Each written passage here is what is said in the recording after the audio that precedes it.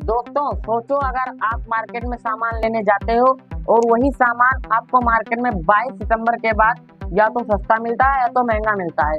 मैं मजाक नहीं कर रहा। भारत में जीएसटी का नया सिस्टम स्टार्ट होने जा रहा है, जो कि 5% और 18% जीएसटी लगेगा।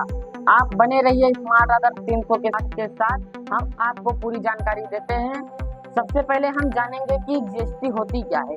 जीएसटी एक ऐसी चीज है, जीएसटी का मतलब है गुड्स एंड सर्विस टैक्स, जो कि पूरे इंडिया में इन्वॉल्व है। अपना अलग अलग टैक्स लगाती थी, वेट, सर्विस टैक्स, एक्साइज सब अलग अलग लगाते थे, लेकिन जीएसटी आने के बाद सब एक सिस्टम हो गया।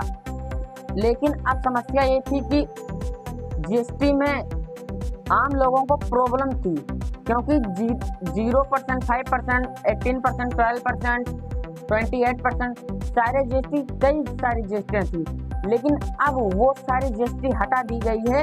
अब इजी सिस्टम बनाया गया है और अब सरकार ने निर्णय लिया है कि 22 सितंबर 2025 को जीएसटी 2.0 बनाया जाए। अब आपको सिर्फ दो रेट याद रखने हैं, एक 5% और एक 18%।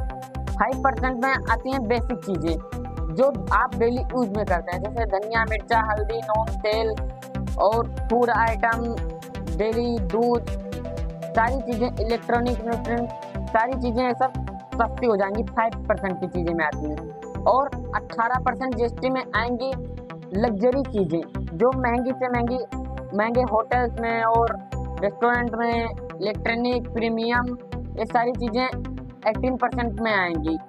मतलब सिंपल है, मतलब इसका सिंपल है, आम आदमी का सामान 5% या फिर 0% कर दिया जाएगा। अब सवाल उठता है कि इसका आम आदमी पे क्या असर पड़ेगा। डेली खर्चे, देखिए डेली खर्चे आम आदमी के कम हो जाएंगे। जो डेली खर्चे हैं उसमें वो चीज़ें सस्ती हो जाएंगी। जैसे मैंने आपको उदाहरण पे बता दिया है, सारी चीज़ें, वो सारी चीज़ें सस्ती हो जाएंगी, जैसे खाना, रेस्टोरेंट, ये सब चीज़ें सस्ती हो जाएंगी। तो दोस्तों जीएसटी 2.0 का मकसद है सिस्टम को इजी बनाना।